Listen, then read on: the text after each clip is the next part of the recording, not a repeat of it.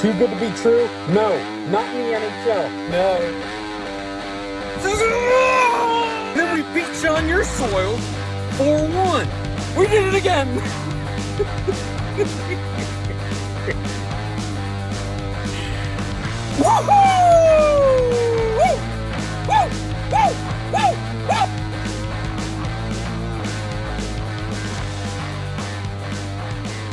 That's right. We are back. Witty mode once again. Hopefully that first one was a little better to hear. Hopefully I can figure it out. I actually kind of like holding the mic up. It distracts me from my ADD brain and the rest of the things going on in the world.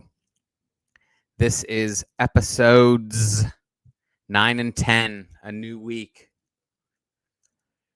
We're going to go 2 episodes, Monday, Wednesday, Friday this week. And then the following week, we'll get back to some singles.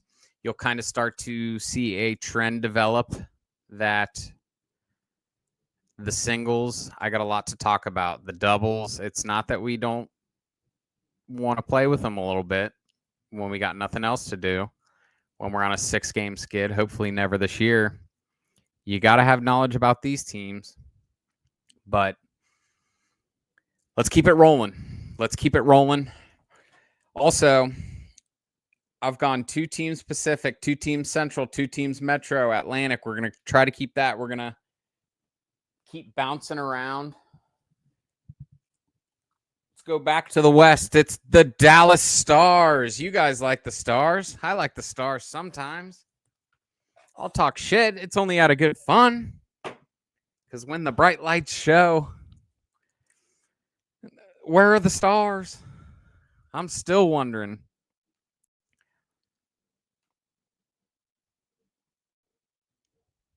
All right, Danny Dog. Sorry there. Another job for you. I lost my train of thought, but I really liked that intro. I didn't have the old lines pulled up for the Stars, just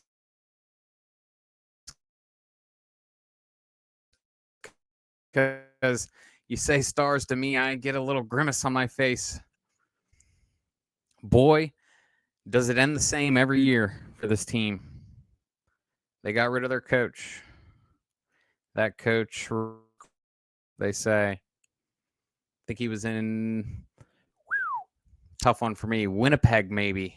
He's bounced around. He's been successful in his first couple years, and then old and he leaves. He's the Chip Kelly of the NHL. Jason Robertson, I referenced him in a past pod. Such a talented player. I remember a year or 2 ago, he started the season off so hot, scoring so many goals, so many points. But then those bright lights come on. There he goes, Ghosty. Rupe! Hints. I'm a big fan of Rupe. He played well in the playoffs last year. That's why I'm pretty high on him. They're on the line with Rantanen. I'm not sure that'll be the first line, but Mikko is Mikko is as good as Mikko wants to be. He's good. Him and McKinnon were what McDavid and Draisaitl were, and Colorado decided to break it up because they're going to get Sid this year. That's my biggest take, but we'll talk about that more with the Penguins probably in the next episode. Mikko, we can hit for over 1.5 points whenever he's due, whenever he's hot. I like to play him. Hintz is usually too high priced. I like him for the goal scorer. J. Robbie, you know how I feel about J. Robbie. Wyatt Johnston, though, I like. Wyatt Johnston had an electric first year. He was so good in the playoffs 2 years ago. Kind of went ghost mode this year. I would think that he bounces back next year. We'll have to see what he's really about. But as nasty as he is, there's got to be some spike in production from him. You would think. I mean, they just have the old crusties now these days. It's Tyler Seguin, Matt Duchene, Jamie Benn. Those guys are who they are, and they're going to do what they do. So if I don't see much value in that in the gambling space, at least.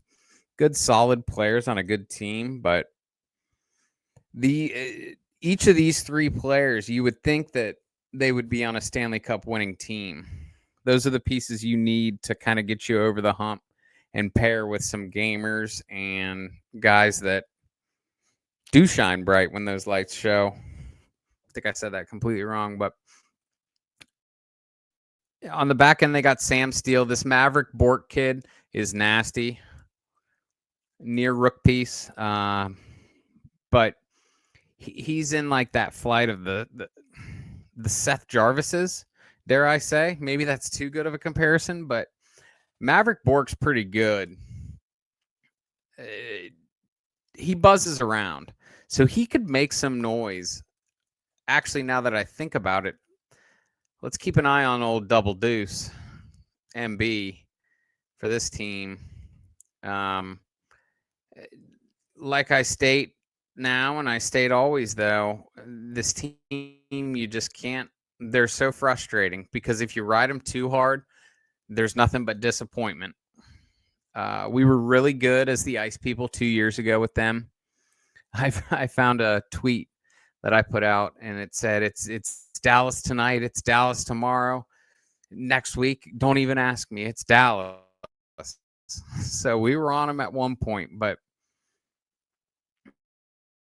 Heiskanen,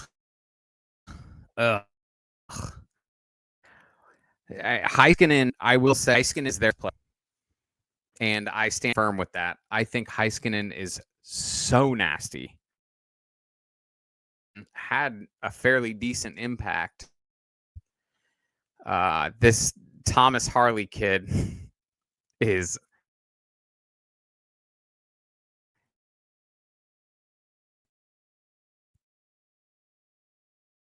nasty.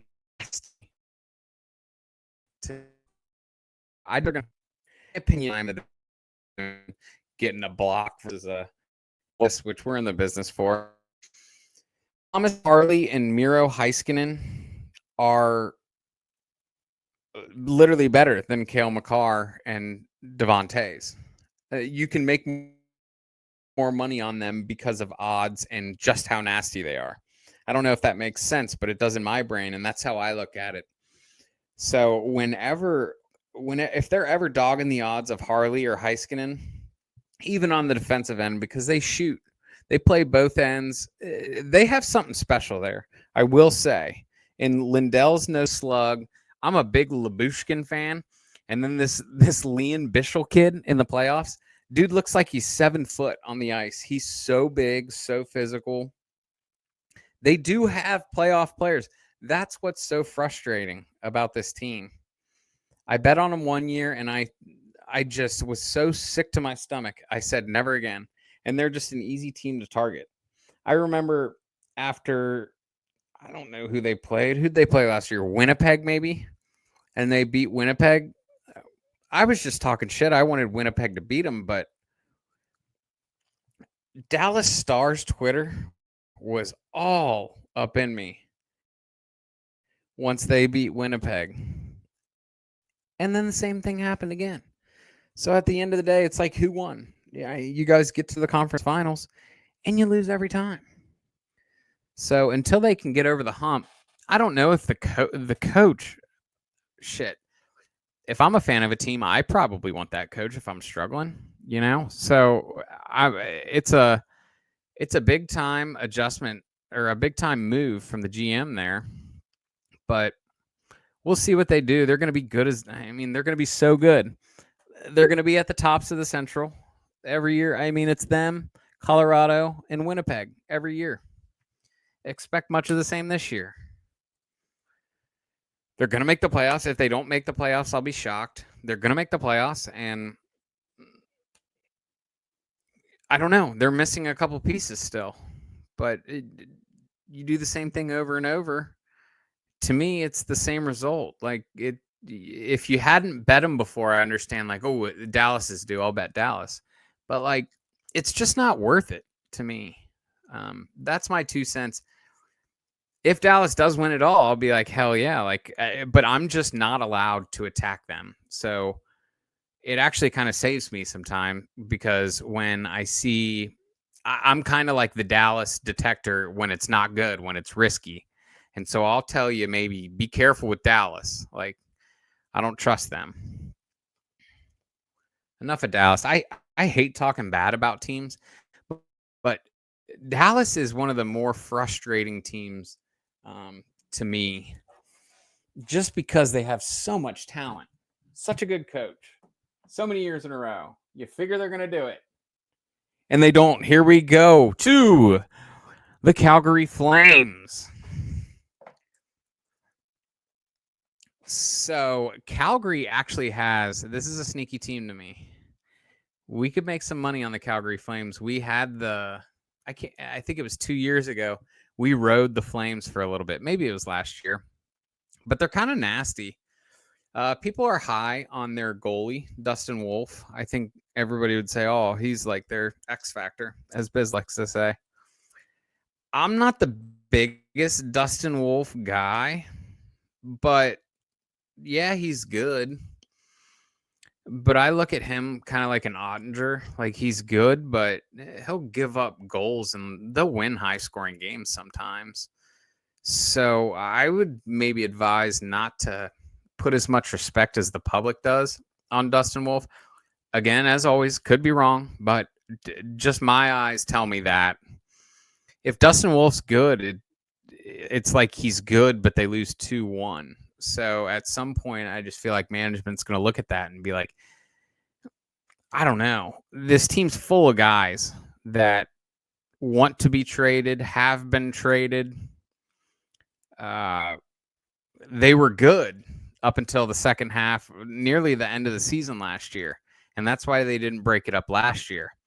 So they kind of ran themselves into a tough little spot. It's like, shit, might as well keep the band together. But they have some players. Huberdeau, Kadri, and Zari on the first line. This Connor Zari guy is disgusting. He just always gets hurt.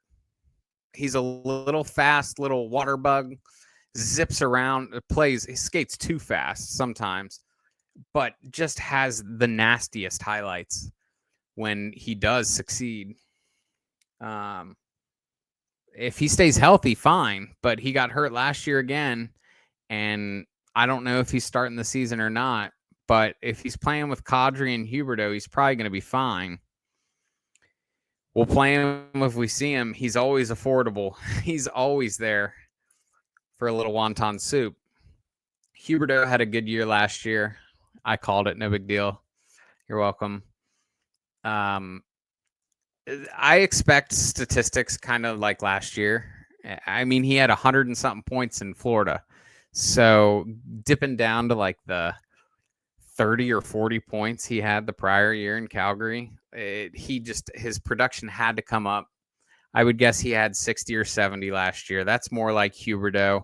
Maybe he does even better, and as good as he does, the team's going to come with him.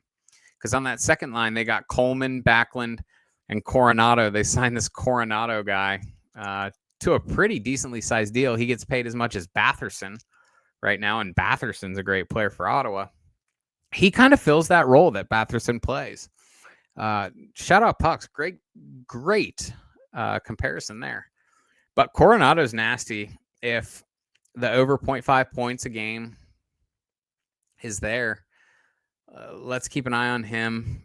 Backlund and Coleman are tougher for me to predict. I feel like I always get them wrong, and they're just kind of inconsistent. But if they put this Coronado guy in the right spots, he's going to be lethal for him.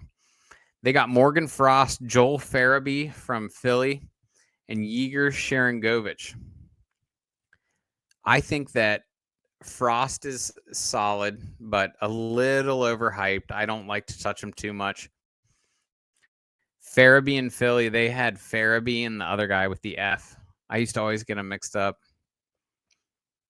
Can't feed it out of the old brain right now, but Farabee's solid. It's his first year here. We'll see what he does. Sharangovich is so nasty to me.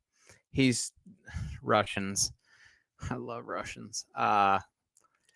He got traded from New Jersey over here, and he's like a bigger skater that, again, gets hurt, gets banged up, but then when he comes back, it's like they say they're hurt when they don't have the Russian gas, and then they get a nice stock supply and they come back, and they're so nasty if you just watch them. Sharon Govich, I'm a slut for him. Ryan Lomberg, Pospisil, and Klapka. I don't know about them, to be honest. Got carried away on the old Igor Sharangovy. On the defensive end, they have guys like Ball, Hanley, Packle. Never heard of you. Mackenzie Weegar's a good player. He got traded over with Huberdeau in the Florida deal that sent Kachuk to Florida. Nice trade. But he's a solid player. He just needs opportunity. He needs the right line mate. He needs to be put in the right situation. This Jake Bean guy, I'm pretty sure he used to play for Columbus. Keep an eye on him. I feel like he's good. I don't necessarily have any statistics to back that up, but I feel like I've watched him before, and he was kind of nasty.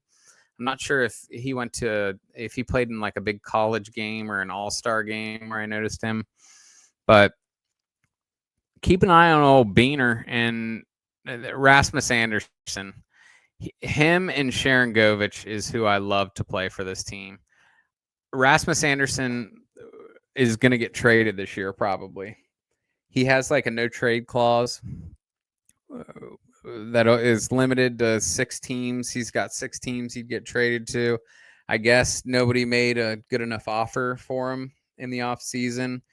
This is the last year on his deal. He's looking for a big contract. He controls his own destiny. If he wants to stay there, rack up 80 points, and then get a bag, he's going to do that. If he's struggling, the Flames suck, and he wants a change of scenery and it's the right situation, he's going to waive his no trade clause and go there. So it's tough for him, but I feel like guys like that have something to play for, because eventually in the NHL, you got to think, when you get drafted, you're pumped. You go into your rookie season, you try to ball, whatever. Those first 5 seasons, you're kind of finding your rhythm. As you get older, I mean, that stuff doesn't matter as much.